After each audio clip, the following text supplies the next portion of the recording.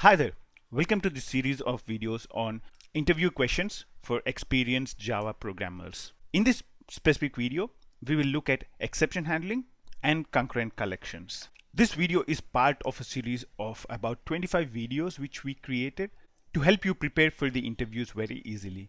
Do check out our website for more information about this video. There is also an interview companion book along with the videos. Let's get started with the topics for this video.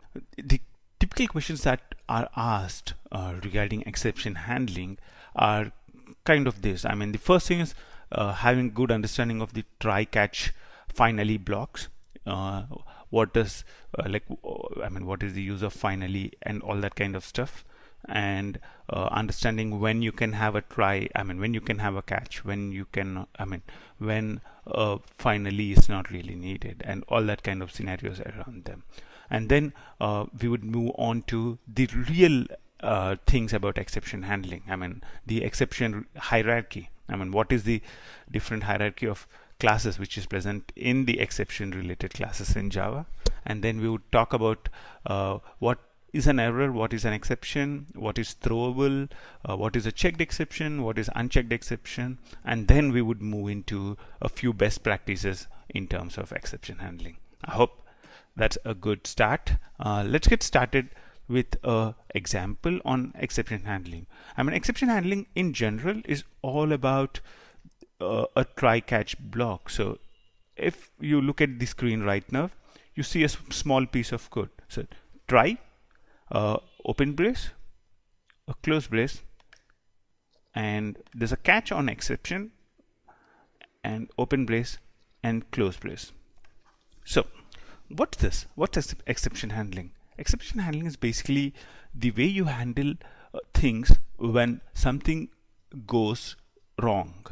So let's say I'm trying to read a file and the file is not found, or I'm trying to connect to a database and the database is not found, or the connection to the database could not be established, or it can be as simple as in this example where I'm assigning a value of null to str, and in the very next line I'm doing a str.s2string. This would throw a null pointer exception.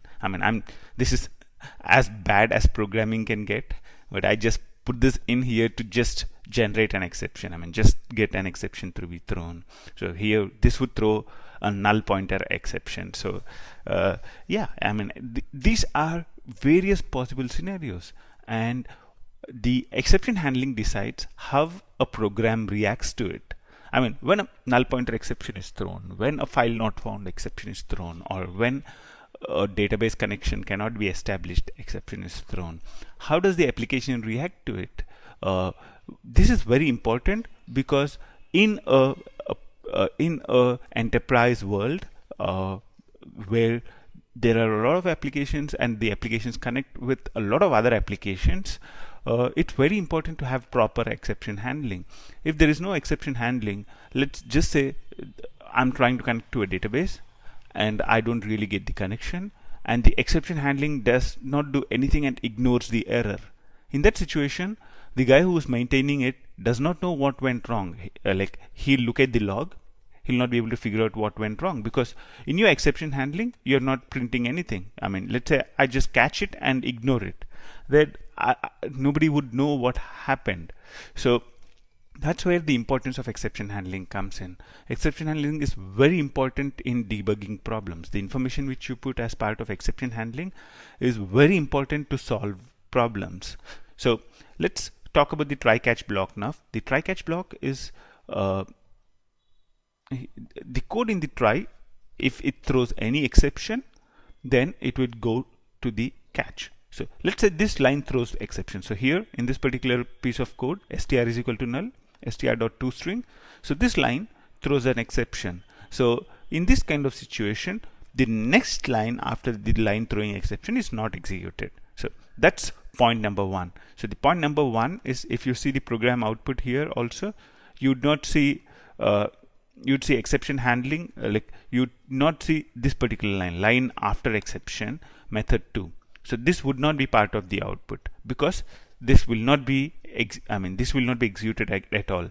Str is equal to null, str.toString, exception is thrown here, the code directly goes to the exception handling block, that is the catch block. So catch and system.out.println is printed. So basically exception handling is very simple. You put the code which you want to check over, or you want to keep an eye over, inside the try block, and when an exception is thrown, it would start looking at the definitions of exceptions in the catch block. You can have multiple catch blocks. So I can have catch exception, I can have catch final not found exception, and so on.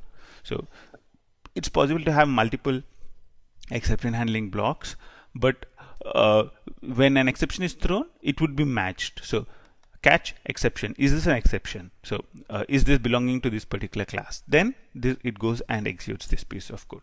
So that's basically how the try catch block works. I mean, it's quite simple. Let's now move on to the finally block. Let's consider this particular piece of program. This program has a try catch block, but there's no finally. The logic which we are doing is very simple. I'm doing str is equal to null and str.toString. This would throw null pointer exception. But the most important thing is I'm opening up a connection. Let's say I want to connect to a database. I'm opening up a connection before this code and closing a connection after this piece of code. If I run this program, in Java, then the output would be connection open and exception handling. So basically the connection.open prints connection open. So this is printed. Next, this is printed, but the connection dot closed is not printed. So connection closed is not really printed. So connection dot closed is not printed at all, because this is not called. This is not called because when this line throws an exception, this line is not executed at all. So that's where the finally block comes in. If we put anything in finally, so I'm moving the code connection.close to finally. So if I put anything in finally, what happens is that code is executed irrespective of whether there's an exception or not. So this line throws an exception, the flow goes here, the exception is handled, and then the finally block would be called. So the importance of finally block is that an finally block would be called in almost every scenario. There are a couple of exceptions, but in 99.99% of the scenarios, your finally block would get called. And that's where you do things like releasing your resources, releasing your connections. If you opened a file, you close the file, and all that kind of stuff should be done in finally, because if there is a problem with the logic, if there's a problem in getting the connection in something inside the try block, then the code after the point throwing the exception is not executed. So you wouldn't want to put your very important code to close the connections in there. So you would go and put it in the finally block. So that's the finally block. A typical interview questions related to finally is, when is finally block not really executed? So when does code in finally not execute? The code in finally is almost executed in every possible scenario, except when, let's say I'm writing some code in finally. I'm writing, if let's say in finally I wrote 10 lines of code and the third line of code threw an exception, then the rest of the lines would not execute. So that's one. So that's when code in finally also throws an exception. That should be avoided as much as possible. If code in finally throws an exception, then who really handles it? So that should be avoided as much as possible. And the last scenario is when a JVM crashes. Let's say the JVM ran out of memory, or somebody wrote in finally you are calling system.exit, as bad as programming can get. So these are the scenarios where finally is not really called. The other kind of a trick question which is asked usually is the finally block executed even when there is a return? So if I'm doing a return here, does a finally block get executed? Yes. That's exactly the reason why there's a finally block. So even there is a return, the finally block will get executed. And the other kind of trick questions which are asked typically in interviews are whether a try block without a catch is allowed. So whether this kind of code is allowed. Actually, it is. You can have a try without a catch or without a finally, but you cannot have a try without both catch and finally. So when you have a try, it should be followed by either a catch or a finally, or both catch and finally. So there should be one of them after a try catch block. It really makes sense. If I just put a code in try and there's nothing afterwards, there is no sense in putting a try block around it. What are you really doing? Nothing. So a try should be followed by either a catch or a finally, or both catch and finally. So that's basically the thing. So that's about the try catch finally block. With Java 7, actually there are a lot of improvements in terms of how you handle resources and stuff. Here I'm doing a try, and with Java 7, a new try block is introduced where you can actually pass in something like this. So to the try, I can pass a parameter. The parameter is the resource to be handled. It can be multiple resources as well. If I want to actually have two different files which are read, I can put that kind of code in here. So I can say file2 and input2. So this is the new try block which is introduced in Java 7, where I can actually write a few statements as part of this particular block, which is as part of the try itself. I mean, in the try, I open a bracket and close the bracket, and inside that I put all the things which I want to be automatically managed. So what happens in this particular thing is the JVM takes care of making sure that the right methods are called to close the streams. So the input and inputs to stream, I'm not opening them here. I mean, I'm not closing them here. So there is no need to close them. So what happens is, if this block throws an exception, then I'm telling JVM, go ahead and handle it yourself. You don't really need I wouldn't tell you how to do it. You go ahead and close the stream if there's an exception. So this is the way the try. This is the new try block which is introduced in Java 7. And the other difference is when I'm using the new try block, I don't really need to have a catch or finally. So with the new try block, I don't need a catch or finally. But the thing is, if you don't have resource management as part of the try, and if I just do this, this is still an error. So this will not be allowed because there's no code to handle. But if I put some code like this inside, so if I'm giving the try the responsibility to do resource management as well, then it's allowed. So that's kind of a tricky thing which was introduced in Java 7. So it's good to know. So inside the try, you can handle resources and you can handle closing the, you don't really need to explicitly say close the connection. JVM would handle that for us. Java would handle that for us. And the other improvement which was introduced as part of the latest Java 7 version, I mean, not really the latest, we have Java 8 also right now, and Java 9 is in progress. The other important feature which is introduced as part of Java 7 is having a OR condition in the exception handling blocks. Earlier, this kind of scenario, I had to create multiple catch blocks. This was not really possible. So now I can say null pointer exception or index out of bounds exception, then do this. Otherwise, in earlier versions of Java, if I want to implement something of this kind, then I would do something of this kind. So you would do a catch, and again I have another catch handling the input index out of bounds exception.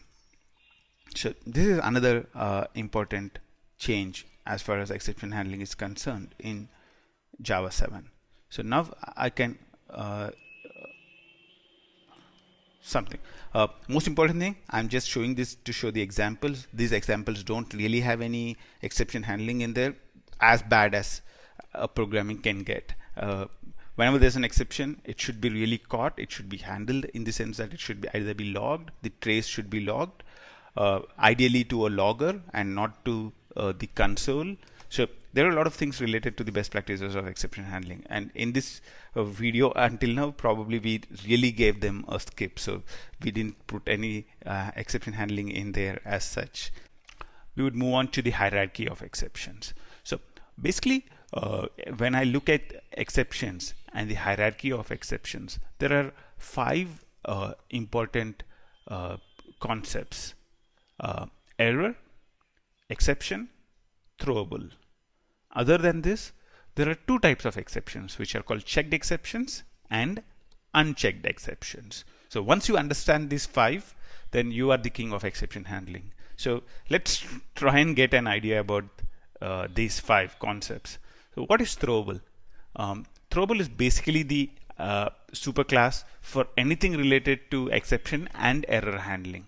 So it's like the object class for Java. So the object class is related, it's a superclass for all the classes in Java. Similar to that, any exception thing or any error handling thing, throwable is the king. So throwable is the superclass. So that's where it starts. So throwable is the first class. I mean, it's as far as exception handling or error handling is concerned.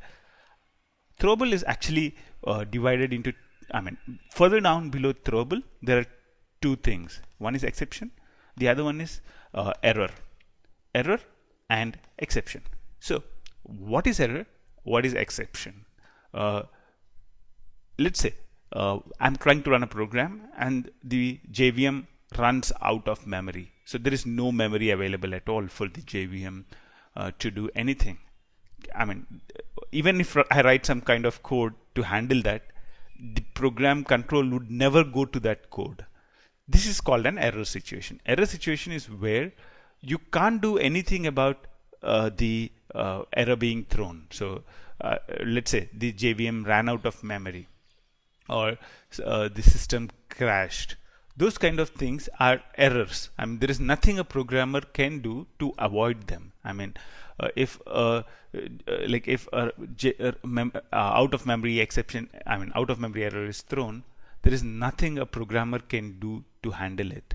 Those are called errors. Errors are those things which a programmer cannot do anything about. So all that I can say is probably write better logic to use less memory later point in time, but that's to do with the logic of the program. It's not to do with the exception handling. So whenever errors are those things which a programmer cannot handle. Exceptions are those things which a programmer can handle. So I can say try, and in catch say if this exception happens, then do this. If this exception happens, do that. So errors are those things which a programmer cannot handle. Exceptions are those things which a programmer can handle. Now coming to those things which a programmer can handle, that is exceptions. Coming to the exceptions, there are 2 different types of exceptions. One is called a checked exception and the other one is called a unchecked exception. If you directly extend the exception class, so if I'm directly extending exception class, then I'm creating a checked exception. So if I extend exception or another checked exception, so if I'm extending an exception or any other checked exception, then I'm creating a checked exception. So here if you see, checked exception 1 extends exception. So checked exception 1 is a checked exception. Checked exception 2 is extending checked exception 1, which extends exception. So since checked exception 1 is a checked exception, checked exception 2 is also a checked exception. So that's one. So checked exceptions are those which extend exception or another checked exception. So anything directly extending exception or something which is really extending exception directly. So those are called checked exceptions. There is a specific class called runtime exception in Java, which extends exception. And if you extend this runtime exception, then you are creating an unchecked exception. So if you extend a runtime exception, or you are extending any other unchecked exception, then you are creating an unchecked exception. To understand the difference between a checked exception and an unchecked exception, we will write a small program. This is the first method, which is saying I'm throwing an exception. So I'm throwing an exception. So now I'm trying to call this first method from a second method. Let's just quickly do that. Second method, this is fine, so no exception. Now let's call the first method. Okay, there you go, a big trace of exception. If I remove this line of code, you'd see that the code compiles. But when I call the first method, what happens? It gives me a compilation error. I'll just look at the compilation error. What it says is unhandled exception, type exception. Now, I would say this first method, don't throw exception, but throw runtime exception. Oops. You see the compilation error disappears. So, the thing is, if I extend exception, my God, the error is back. Whereas I'm saying runtime exception, it's gone. As we discussed earlier, exception is checked exception. Anything which extends another checked exception is a checked exception. Runtime exception is an unchecked exception. And anything which extends unchecked exception is a unchecked exception. As you can see here, when I extend exception, the method says handle it. So I should either say throws exception myself. I mean, this is one option. When I'm extending a checked exception, I mean, when I'm calling a method which is throwing an checked exception, then either I should throw the exception and then you'd see that the compilation error disappears, or the other option is I can handle it. So I can say surround with a try catch block and handle the exception myself. So that's another option. So when I'm calling a checked exception, whenever I'm calling a method which throws a checked exception, it means the calling method has to handle that exception, or it should declare that it is throwing that exception. So that's the concept behind a checked exception. A checked exception is something which I'm saying, I'm throwing this exception. So if you want to call me, then either you handle it or you throw it. That's basically the checked. So you have to check it. That's checked exception. So the first method is telling the second method, because the second method is calling the first method. The first method is telling the second method, I'm throwing exception, which is a checked exception. So you go ahead and handle it or you throw it. You have one of those options. You cannot ignore it.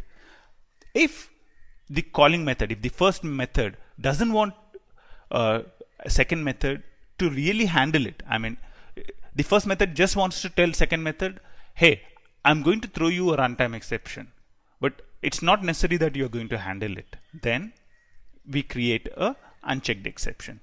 That's the runtime exception. In case of runtime exception, I don't really need to have a try catch block, or I don't need to really handle it. So that's the difference. So when I'm throwing in a checked exception, it means I'm telling all my calling methods, all the methods which call me, hey, I'm throwing this exception and you have to handle it. You either have to handle it, put a try catch block around it, or you should say you are also throwing that exception. The other option is unchecked exceptions. The unchecked runtime exception is an unchecked exception where we tell the calling methods that I'm throwing an exception. It's an unchecked. So it's up to you if you want to handle it. If you want to handle it, handle it. If you want to throw it, throw it. But there is no constraint. I mean, there is no restriction that you definitely have to handle it.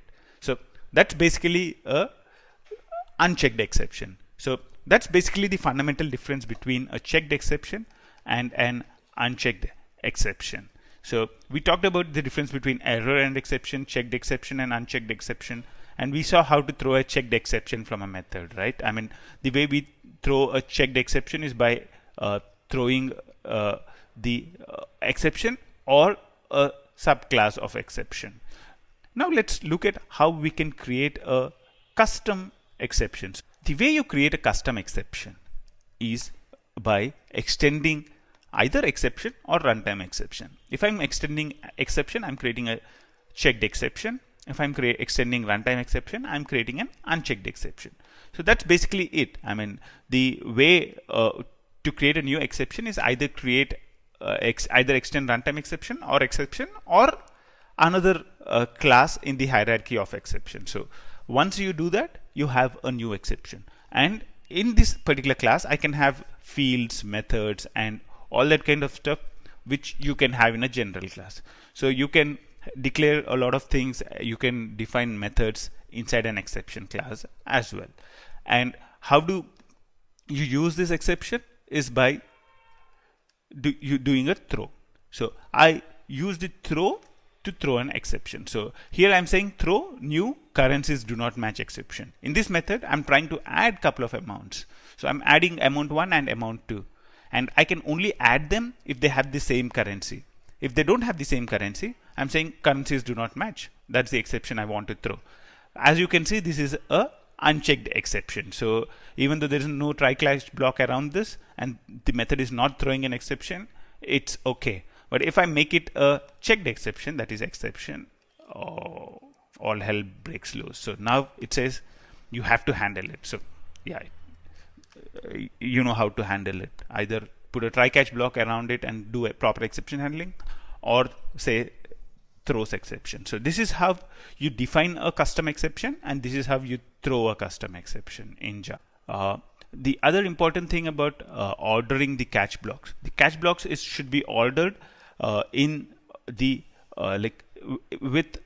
in the way that the smaller exceptions are higher up. So you cannot have the first catch block having exception and then have currencies do not match exception down below.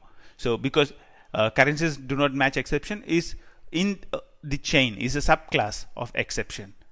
So first the subclasses should come and then the superclasses. So this should come first, and then you would need to have this specific exception handling first, and then comes the generic exception handling. So that's basically the important thing about how you order your exception classes. The last thing that we would discuss about is the best practices related to exception handling. What are the best practices related to exception handling? The most important thing with exception handling is it gives a clue to whoever is looking at the log. I mean, whatever we do exception handling for, all the information would go to the log. So the most important thing whenever you do exception handling is to ensure that whoever is looking at the log has enough information to debug the problem at hand. So if exception is thrown, which line is it thrown from? What is the exact exception thing? What is the stack trace? So you should print all of them to the log. And generally it's not recommended to use e.print stack trace as well. It's better to use a logger, and if you don't have a logger, then e.print stack trace is fine. So it's better to do a logger.exception and pass e as a parameter to it than doing a e.print stack trace. But if you're not using logger, that's fine too. You can directly do e.print stack trace in that particular kind of a scenario. So that's the first thing related to exception handling best practice. Make sure that you log everything related to an exception so that somebody who is looking at the log knows what's going wrong. The second important practice which is related to exception handling is don't use exception handling to control flow. I mean, exception handling is don't use exception handling as a mechanism where I throw an exception and it doesn't really mean an exception. It actually means that the other calling method takes another route or another flow. That's not really the purpose of exception handling. Exception handling has a lot of costs related to it. It uses a lot of memory and all that kind of stuff. So use exception handling only for handling exceptions. I mean, only for handling exception scenarios. Don't use it as part of business logic. we would look at the various topics related to concurrent collections. I mean, what is synchronized and how is it different from concurrent collections, and what are the different types of concurrent collections which are available, what are the different approaches which are really available in Java related to concurrent collections. What is the difference between synchronized and concurrent collections? What are synchronized collections? Synchronized collections are where if I want to make a method not to be executed by the multiple methods at the same time, I can just put a synchronized keyword in front of it, and the JVM ensures that multiple threads are not executing the same method at the same time. And if I want a multiple set of methods to be synchronized, I can put the synchronized keyword in front of them. So let's say I put the synchronized keyword in front of 5 different methods. Then JVM makes sure that only one thread is executing any of these 5 methods at the same time, and that's what the synchronized keyword is really good at. I mean, it makes sure that no other code is touching this particular piece of methods. So we are thread safe. I mean, we can execute multiple threads and still be sure that the result is exactly what we expected when a single thread is running. But there is a huge performance impact when we talk about synchronized collections, because only one thread can be executing any of these 5 threads at the same time. It means all the other threads have to wait, and if all the other threads have to wait, then the program becomes slow, very slow. And that's why there are alternate approaches which are introduced into programming. I mean, it's not just Java, it's kind of a trend in the programming world where synchronized methods in any of the programming languages are very slow. So they have to discover alternate mechanisms for handling these synchronized things. So Java came up with this approach, with this implementation for collections, which Java calls concurrent collections. So these concurrent collections are not just dependent on synchronized keyword for doing the for making sure that the data is thread safe. I mean, for making sure that the object is thread safe. It uses new algorithms, new kind of logic to make sure that the collections are thread safe. I mean, even if you execute the collection in multiple threads, you would get the expected results. So that's where the concurrent collections come in. Concurrent collections gives us a new approach to thread safety. Like there are different types of concurrent collections like copy on write, compare and swap, lock and unlock. We'll look at them a little later. And also there are specific implementations of copyright, which copyright array list. Compare and swap has an implementation. Lock and unlock has a specific implementation. We'll look at all those things ahead in this video. So that's basically the difference between synchronized and concurrent collections. So let's move on. To the copy and write approach. So we talked about 3 different approaches, right? We talked about copy and write, compare and swap, and logs. These are the 3 different approaches. We'll talk about the first one, which is copy and write. So basically the way copy and write concurrent collections are implemented are internally there is a array which is immutable. So you have an immutable array. By immutable we mean the value in the array cannot be changed. So once I create the array with a certain set of values, I cannot change the values in the array from then on. So that's basically immutable. I mean, string class is immutable. It means the value of a string cannot change at a later point in time. Similar to that, the copy and write is based on a immutable array. Once I have all the data behind the collection in an immutable array, what happens is we can do all the gets without a problem. So if I want to retrieve a data from this particular object, I can retrieve it because the object behind this is immutable. I mean, the values cannot be changed. So the values would be there whenever I read it. So even like if I'm trying to do multiple reads at the same time, I don't have a problem. I can let it happen because the data is not really changing. So that's the philosophy behind the copy and write. So it's the basic logic. I mean, the basic implementation detail is that everything is stored in an immutable array. Whenever there's a change, what happens is a new array is created. So a new array is created with the new values. the original array will remain untouched, but a new array is created with the new values. And only when the new array is being created, the operations are synchronized. So basically, in a copy and write collections, only write operations are synchronized. The read operations are not synchronized. So the copy and write is really a good data structure. Copy and write collections are really good data structure to use when you have a lot of reads. Whenever I'm doing 1,000 reads, they don't need to be synchronized. They can happen in parallel. Only when there is a write, the operations are synchronized. So let's say I have a program which needs 1,000 reads but only 5 or 6 write operations. So in that kind of situation, copy and write is a great approach to take. Like good examples of copy and write implementations in Java are copy and write array list and copy and write array list. These two approaches, like these two classes, implement the same approach which we talked about copy and write. And also, like typical scenarios where copy and write is used is the subject and observer scenarios, where the observers very rarely change. I mean, basically subject and observer scenarios basically there is let's just take a bidding process where there are people who place bids, and the bidding program is looking at the bids, and whenever there's a new bid, it notifies all the people who have placed bids. So that's basically a subject observer example. In these kind of scenarios, the number of people who register for the bid the number of operations in registering for the bid are lesser compared to the operations of notification. So whenever there's a new bid, I notify everybody.